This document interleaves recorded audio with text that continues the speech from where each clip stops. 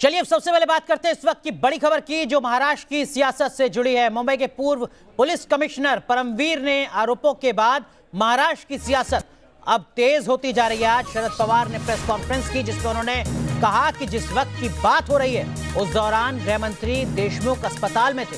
इसके तुरंत बाद बीजेपी ने 15 तारीख का देशमुख का वो वीडियो जारी कर दिया जिसमें वो प्रेस कॉन्फ्रेंस करते हुए नजर आ रहे हैं। तो शरद पवार के दलीलों पर भारतीय जनता पार्टी की तरफ से तथ्यों के साथ सवाल यहां पर खड़ा किया गया। बीजेपी एक के बाद एक वीडियो जारी कर तमाम तरीके के सवाल पहले भी खड़े करती रही है।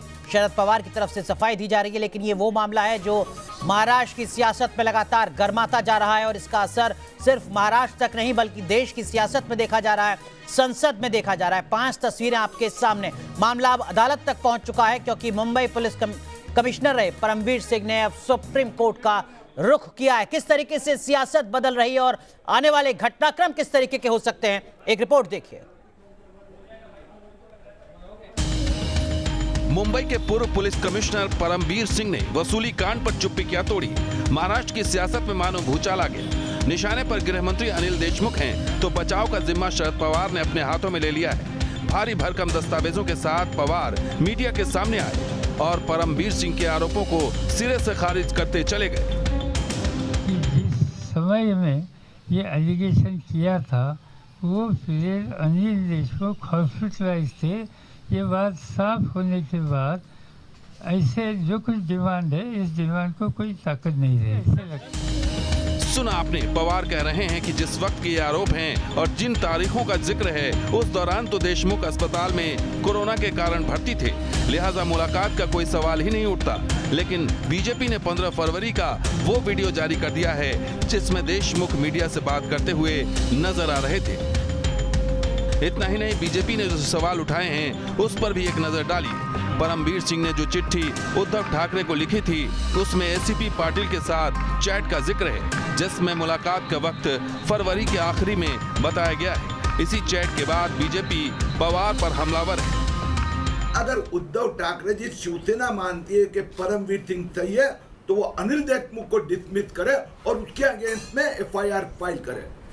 भारतीय जनता पार्टी की मांग है ये दोनों मिलकर महीने के 100 करोड़ जो महाराष्ट्र की जनता से वसूली की है वो 1500 करोड़ वापस दे, उसका हिसाब दे। इस मामले में हर दिन रोज नए खुलासे हो रहे हैं और उसे देखकर ऐसा नहीं लगता कि आने वाले दिनों में महाराष्ट्र का सियासी तूफान थम जाएगा।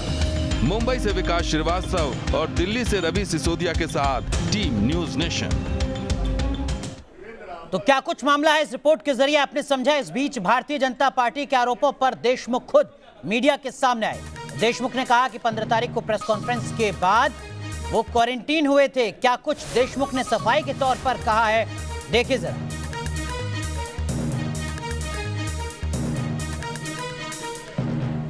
15 फेब्रुवारीच्या दरम्यान त्या हॉस्पिटलमध्ये ऍडमिट होतो। 15 फरवरीला माझा त्या हॉस्पिटलमधून डिस्चार्ज झाला। डिस्चार्ज होत असताना मी हॉस्पिटलच्या बाहेर पडत असताना हॉस्पिटलच्या गेटवर अनेक पत्रकार त्या ठिकाणी उभे होते। त्यांना काही मला प्रश्न विचारायचे होते। त्यावेळेस मी कोविडमधून नुकतंच बाहेर आल्यामुळे माझ्या अंगात त्राण नव्हता, विकनेस होता।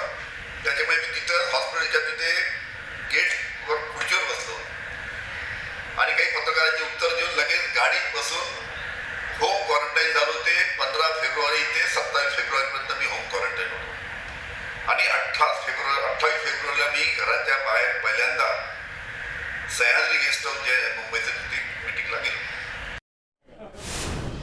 तो इस वक्त की अपडेट जानने के लिए 2 सहयोगी हमारे साथ जुड़ चुके हैं। मुंबई से विकास श्रीवास्तव और दिल्ली से हमारे सहयोगी रविकांत राय हमारे साथ है। विकास, पहला सवाल यही, इन आरोप प्रत्यारोपों के बीच महाराष्ट्र की सियासत अब किस तरीके से आगे बढ़ती नजर आ रही है?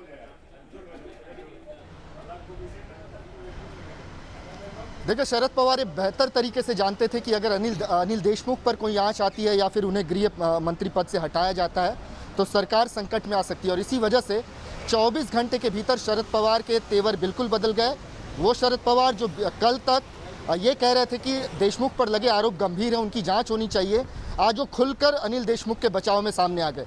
वो सबूत पेश करने लगे, वो ये बताने लगे कि किस तरीके से जिस समय का जिक्र किया जा रहा है उस समय अनिल देशमुख अस्पताल में एडमिट थे और उसके बाद वो होम आइसोलेशन में चले गए थे।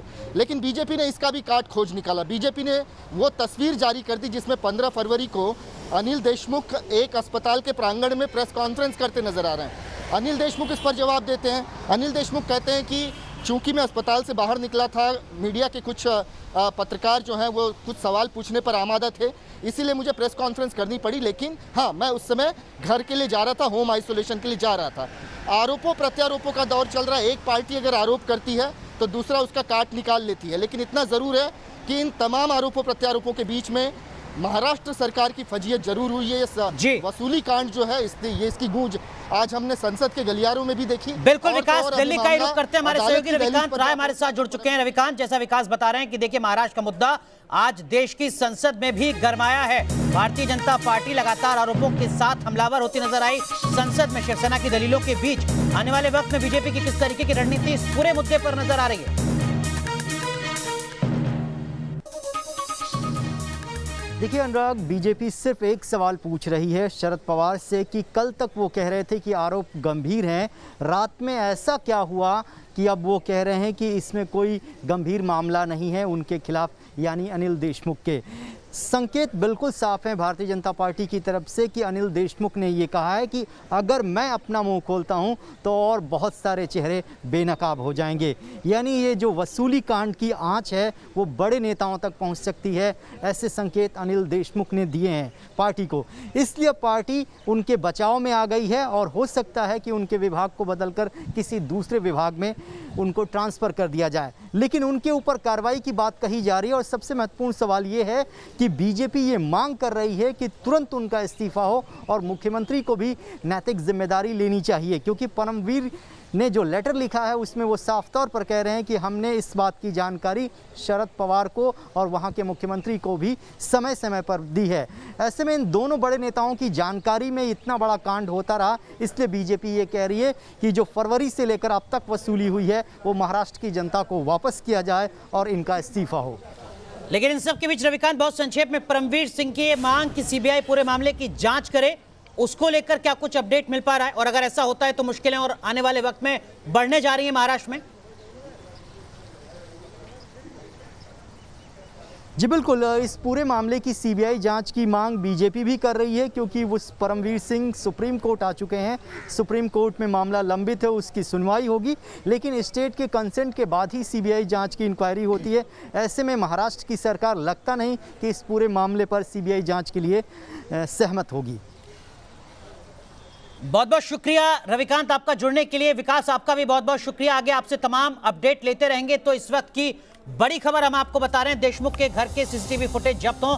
परमवीर सिंह ने अपनी याचिका में ये बातें कही हैं, जो अहम बातें उस याचिका की वो हम आपको बता रहे हैं, जिसके बाद ये माना जा रहा है कि आने वाले वक्त में मुश्किलें बढ़ सकती हैं, क्योंकि अपने ट्रांसफर के खिलाफ सुप्रीम कोर्ट पहुंचे हैं परमवीर सिंह। देशमुख पर लगाए आरोपों की सीबीआई जांच की मांग की है। देशमुख के घर के सीसीटीवी फुटेज जब्त करने की मांग भी परमवीर सिंह ने की है, जिनका अब तबादला कर दिया गया है। वो अब डीजी होमगार्ड की जिम्मेदारी संभालेंगे। महाराष्ट्र में जो अपेक्षाकृत उतना ताकतवर पद नहीं माना जाता है जितना कि मुंबई पुलिस कमिश्नर, और यही एक बड़ी वजह है जिसके बाद अब सियासी घमासान भी और ज्यादा मच रहा है और महाराष्ट्र की पुलिस को लेकर भी बड़ा सवाल खड़ा हो चुका है। लेकिन अब इन सब के बीच सुप्रीम कोर्ट का किस तरीके का रुख रहेगा ये देखना होगा।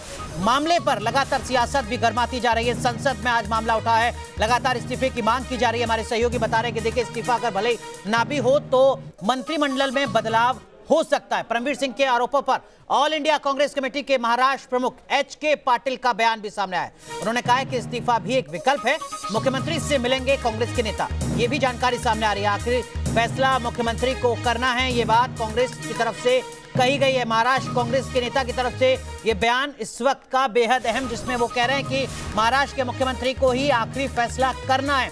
एच.के. पाटिल की तरफ से ये बयान सामने आया है महाराष्ट्र के सियासी घमासान को लेकर।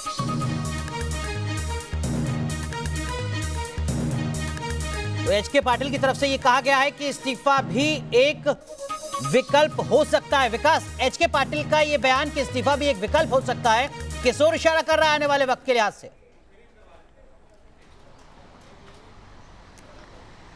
देखिए, कांग्रेस ये जानती है कि इस पूरे वसूली कांड से उनका सीधा सीधा कोई लेना देना नहीं है, लेकिन चूंकि वो सरकार में है इसीलिए उन्हें अपना स्टैंड क्लियर करना बेहद ज़रूरी है। जो दो पार्टियां कटघरे में खड़ी हैं वो है शिवसेना और एनसीपी, क्योंकि एनसीपी का गृह मंत्रालय एनसीपी के पास है और कहीं ना कहीं उद्धव ठाकरे की जो भूमिका रही है उस पर भी सवाल उठ रहे हैं। लेकिन इसके बावजूद कांग्रेस अब खुलकर सामने आ रही है और ये कह रही है कि अगर सरकार बचानी है और इन तमाम आरोपों से बचना है तो ज़रूरी है कि एक लेजिटिमेट कार्रवाई की जाए और गृह मंत्री पद से अनिल देशमुख को हटाया जाए, क्योंकि उन पर जो आरोप लगे हैं वो गंभीर किस्म के हैं।